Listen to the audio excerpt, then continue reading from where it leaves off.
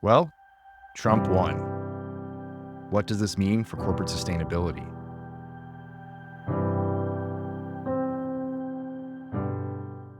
Hey, everybody, and welcome to the Sustainability Communicator, the podcast exploring the intersection of corporate sustainability and storytelling.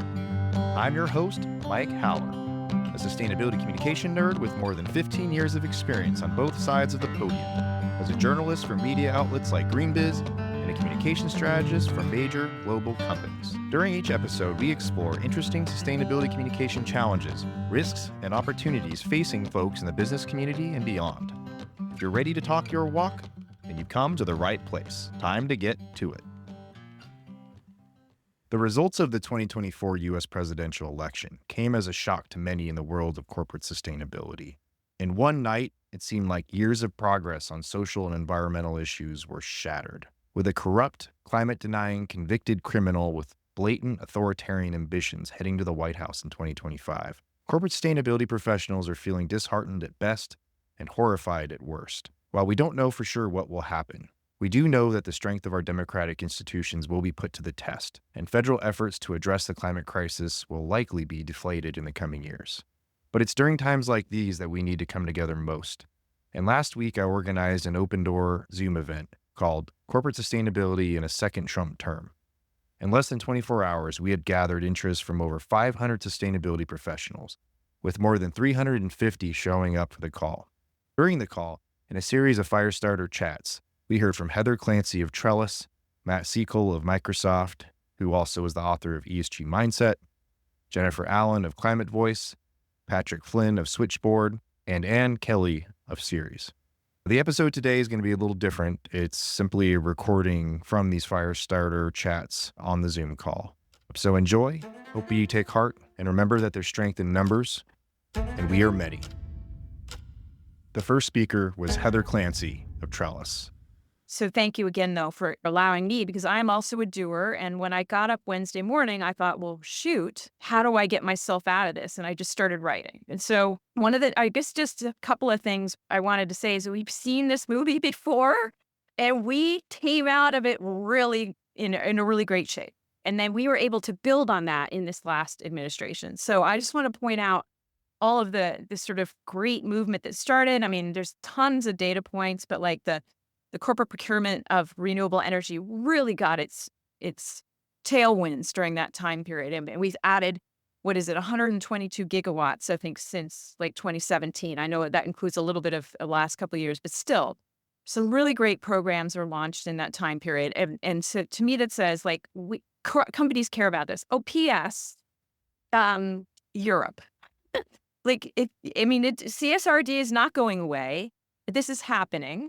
And it's a great frame of reference, and so the thing I would caution though against it is making it that's compliance, right? We cannot stay in that compliance mode. We also need to think about how the script is somewhat different. Like, how can we marry innovation and sustainability? I see, and the good news is I see that already happening. I see companies.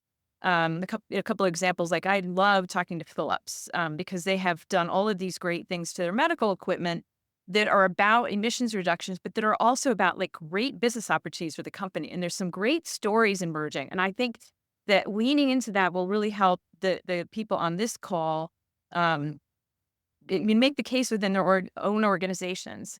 PepsiCo is a great example of a company that's embedded sustainability into their business development plans. And I think we're going to see more of that because it just makes sense for a lot of companies. I'm not Pollyannish enough to ignore the fact that we have a lot of individuals that are, bad-mouthing ESG, but it's more we can tie this important work that we're doing. And I guess I put myself in this category because I'm writing about it, but like the better, right? So those are a couple of things I wanted to say just out of the gate. I do think we need to accelerate the short-term wins. Like from a journalist perspective, I've already been looking at this more, is we need to be talking about the practical, meaningful things that we've done and that continue to happen. And I'm standing by waiting to write about them.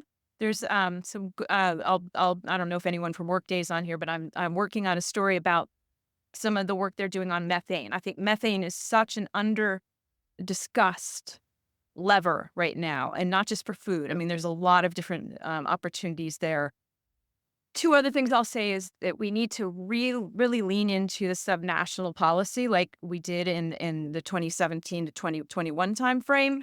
Build on that. That's where things are happening already. The clean power transition, clean transition power tariffs. I'm messing the name up because I'm so worked up, but state level stuff, right? And there's people on this call that are much more versed to speak about that. The last thing I'll leave you with is that we need to communicate in a different way. This is not about doom and gloom. This is about opportunity. And also, we got to get out of our echo chamber. We are too much in the same, our events, my company's events are guilty of this. I mean, we are just in an echo chamber, and we got to get out of it. I'm having a hard time pushing myself out. There's a lot of the things that we have to do. They're going to be super hard to do. It's like super hard for me to set my feelings aside right now. But I think I need to do that. And I think we all need to just open our ears, listen, and just act on what we know is right. And that's all I'll say. The second speaker was Matt Sekol of Microsoft, an author of ESG Mindset. Hey, folks, I know some of you are already connected with me, and you know that I often take a pragmatic, business-focused approach to corporate sustainability, ESG. I'm going to echo some of what Heather said, but really this chat is not going to be any different than what you might have come to expect from me. If the past 10 years have taught me anything, it is to expect the unexpected. And this time around, though, I am really feeling it. I mean, I said to somebody the other day, it's not really a great time to have written an ESG book. Like, why would that be? What? This is a disaster. But I actually now think that this is the exact right time to have written an ESG book. So let me explain what I mean. I really encourage you all to think about this beyond the US election and consider how incumbent candidates around the world, they weren't reelected either. The challenge here isn't just limited to the US view, because global leadership hasn't necessarily ever had to deal with a Trump administration before, because those incumbents are no longer here. And you see this in the broader news journals around the sheer volume of what Mike said earlier, this word uncertainty. We have economists, world leaders, and your board, none of them know what will happen next. Now, it can be easy to kind of slip into this reductionist view where Trump rolls back environmental regulations and protections and companies shift their mindsets back to shareholder primacy. Heather, I heart you, but I actually think CSRD is not going to be applied to non-EU headquartered companies, but that is a separate conversation. I think there is a very plausible scenario that some of these things may happen. Every boardroom now has a new unpredictable stakeholder they have to worry about, which is the incoming president. And we've seen his influence over companies. Earlier this year, John Deere announced it was going to move manufacturing to Mexico, and he stepped in to threaten tariffs. So boards are going to be on hyper alert not to make him upset. And so I think we've seen kind of the E and the S take center stage after 2020. And Heather did a great job of framing that.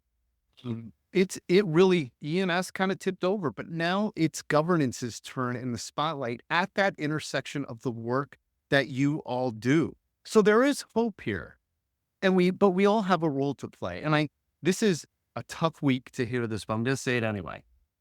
We all know sustainability professionals have gone from this impact to this accounting with pockets of business integration depending on the company. I'm hopeful that we are about to see a heavy swing back into business integration. Because of that word that I said earlier, this uncertainty, companies pull back on ESG efforts, or they believe that they can return to a business as usual. This is just an illusion of some normalcy that was never a thing. Crises will come, and companies are not going to be able to rely on groups like the federal government to step in and help anymore. You need to capitalize on this uncertainty and empower your leadership team to understand the business intersection of these challenges. You should already be well positioned to do this, because if you're like every other sustainability office, you've built relationships across the business as you've collected activity data for reporting. Leverage those relationships to have these conversations. Start with the business, though, because that is the way that you're going to get the focus you need to get through the next 4 years. And I'm going to stop there, 3.5 minutes. The third speaker was Anne Kelly of Ceres. Yeah, absolutely, Mike. Thanks so much. And wonderful to be with so many friendly faces. And I'm loving this narrative in the chat. Mike, I hope we can capture this. And at the beginning of the call, we said, maybe this group needs to meet again. I say yes to that. We need each other right now. This is not an easy moment. I agree with Heather, but I'm excited about what's possible. And partly because we survived 2016 so robustly. I want to just note that my role at Ceres is Vice President of Government Affairs. We run a policy shop. We have a bench, a wonderful policy network bench of 80 Fortune 500 companies, many of whom are on this call, and another 200 companies that we work with in 20 states, as well as at the federal level. And we will be at the COP in Baku. So what I'm offering is an on-ramp to safe, big tent advocacy. And I think there's 4 things we have to hold up as advantages this round that we did not have in 2016. Of course, in 2016, as you recall, when President-elect Trump threatened to leave the Paris Agreement, we launched We Are Still In. That became America is Still In. Everyone said, President-elect, stay in the Paris Agreement. Even our friends at ExxonMobil said, stay in the agreement. Let's hope, perhaps we can convince him accordingly. There are now thousands of cities, states, businesses, investors, faith groups, healthcare institutions, higher ed, and others who are part of America is All In. So we may see another round of that. But the 4 things I wanted to highlight, first off, in 2016, we didn't have an historic Inflation Reduction Act that we have now. We didn't have the bipartisan infrastructure bill. Between those 2, we've created over 312 new jobs, 85,000 of which are manufacturing jobs. There are 585 projects for renewable energy. Most of those are in red states. Those can be celebrated. I'm going to put a letter in the chat, which is from 18 House Republicans supporting the IRA tax credits.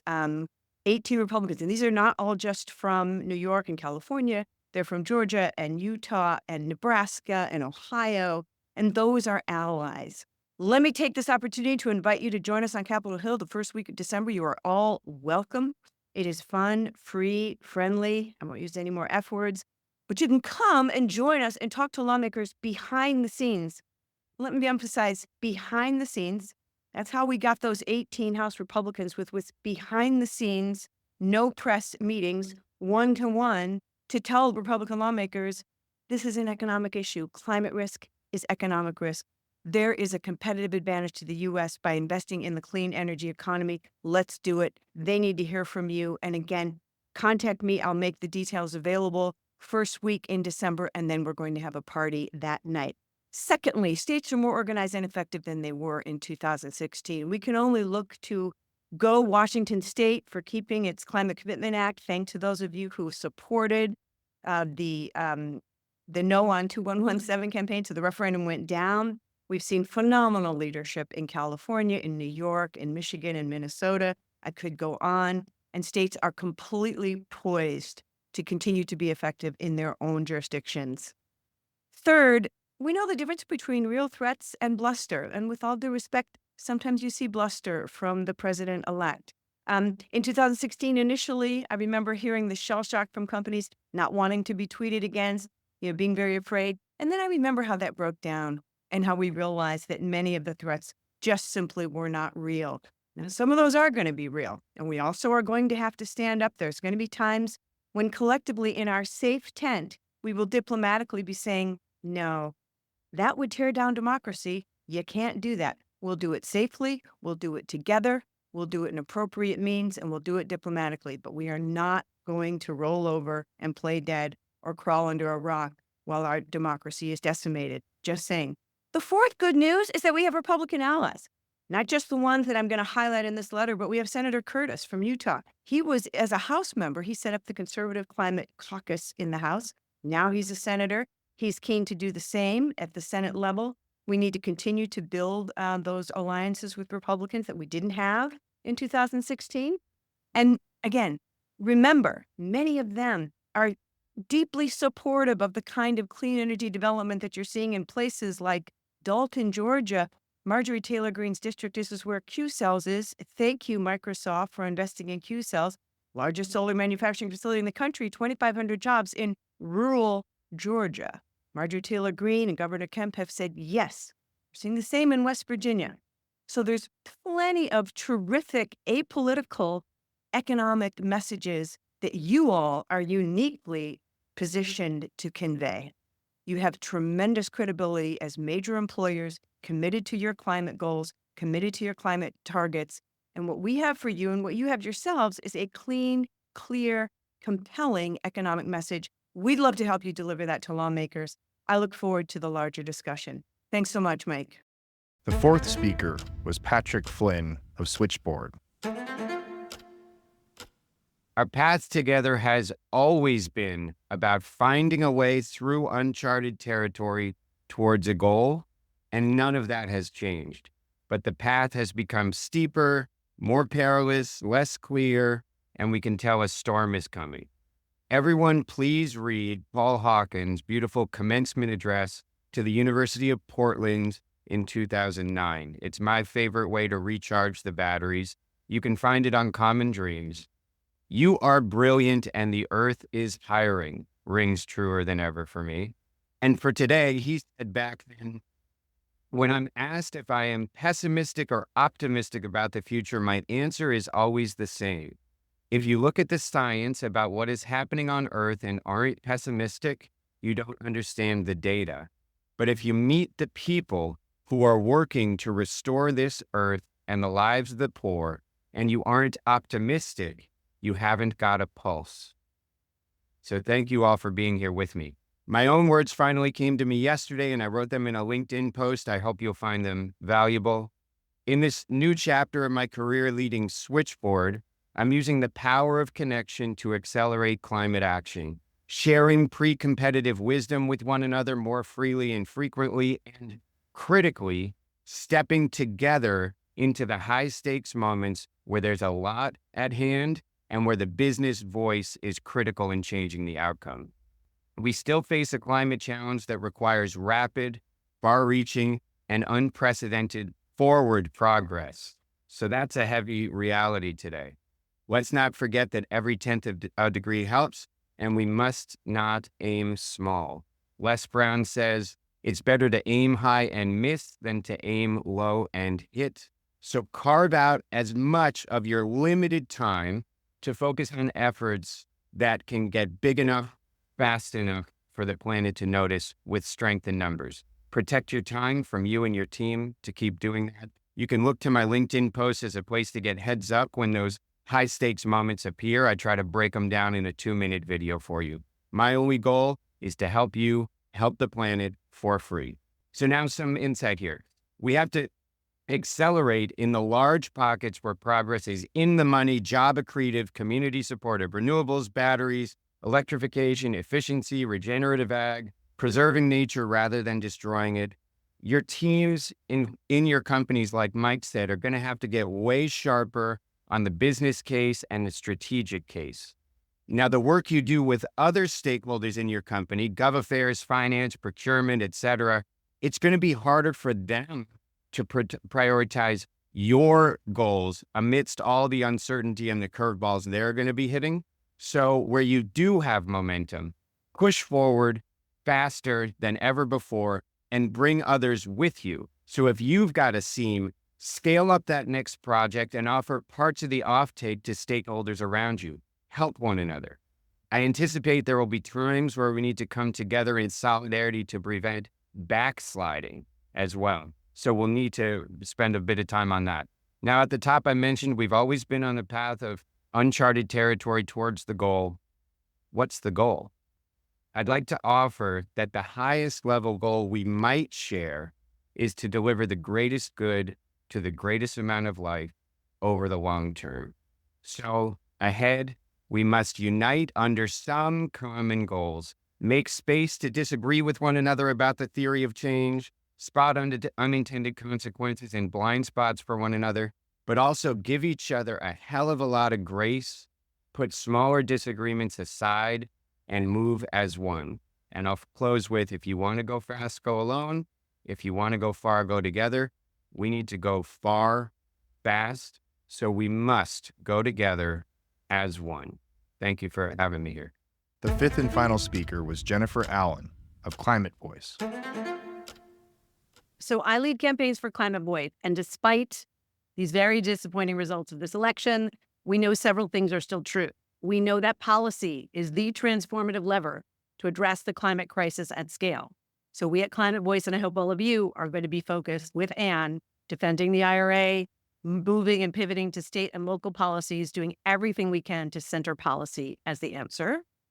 We also know that companies exert incredible influence and that employees can push their employers to advocate for more and more ambitious climate action. So we're going to continue our mission to do that.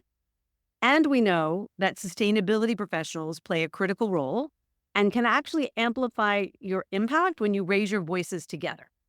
So I hope many of you know our founder, Bill Weil. He gave the keynote speech at the GreenBiz 24 conference in February. And he told the audience, you don't know the power of your voice until you lose it. And as many of you also know, Bill tragically lost his speaking voice, his ability to speak, due to ALS. But that has not stopped him from speaking up loudly and clearly with the help of AI and through his writing. He even just spoke on Mike's podcast, and I hope all of you will listen to that, and I highly recommend it. And that kind of commitment is such an inspiration, which is why I want to invite all of you to sign the lead statement. So I just put it in the chat. Raising our voices matter. As Patrick mentioned, raising them together matters even more. We know that policy is important. We are calling on companies to leave obstructing trade associations, to elevate climate policy as a major priority, to advocate for all of the policies that in everywhere they operate, and to demonstrate the commitment to the transition away from fossil fuels agreed to at COP28. We need your help to make this statement thousands and thousands and thousands of people in the field. Your voices really matter. Taking a stand really matters. This is not committing your company to anything. This is agreeing to a set of principles. I know that Patrick was one of our first signatories, and I hope you will join the over 1,000 people. Then our tagline is when employees speak, companies act. And we have run a number of campaigns to organize employees to unlock their own power by advocating positively within their companies, to hold their companies accountable, to live up to their green reputations, to what they really need to do. And to that end, we are hosting a webinar. It's a cross-company webinar on December 3rd called Why Companies Should Lobby for Climate and How Employees Can Help. We would love you all to join us. We would love you to spread the word. We're going to be highlighting success stories and obviously discussing the challenges ahead. We are trying to build a new coalition, an enduring constituency for climate action that can speak out on this topic no matter who is running the White House. We would love you to join us. Advocacy is where it's at. And Patrick, we are with you and ready to give alerts to this community of the most important actions that they can take. So join this community of lead signatories. We will be trying to activate and galvanize each other. We are not alone, and we welcome the fight ahead. After the Firestarter chats, we broke up into dozens of smaller groups to share thoughts, feelings, and ideas on how to move forward. The key takeaways were that we need to allow ourselves to feel the feels, but not to dwell. Progress is a pendulum. We move forward, we move backward, but we've got to keep moving. This isn't about Democrats or Republicans. It's about being responsible human beings willing to do whatever it takes to protect our families, our friends, other people that we love, our communities, our country, and our planet by addressing clear and present problems like the climate crisis. As corporate sustainability professionals, we have the dual responsibility and opportunity to speak up during the difficult days ahead. This is not the end, and I, for one, will keep fighting for the future. I hope you will too.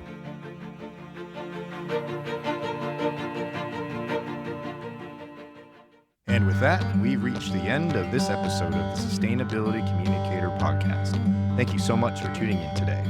If you like what you heard and you'd like to hear more, stay tuned for future episodes that cover a variety of topics in sustainability storytelling. To stay in the know of future episodes and other content, you can follow me, Mike Howard, on LinkedIn, and subscribe to the Engage newsletter, which comes out about once a month. You can find those links in the show notes. And if you enjoy the Sustainability Communicator podcast, it really helps us out if you can tell a friend about the pod, forward it to one of your colleagues or friends or family members, and also give us 5 stars on Apple, Spotify, or wherever you're listening. Wherever you are in your sustainability journey, good luck and keep at it. We need you out there.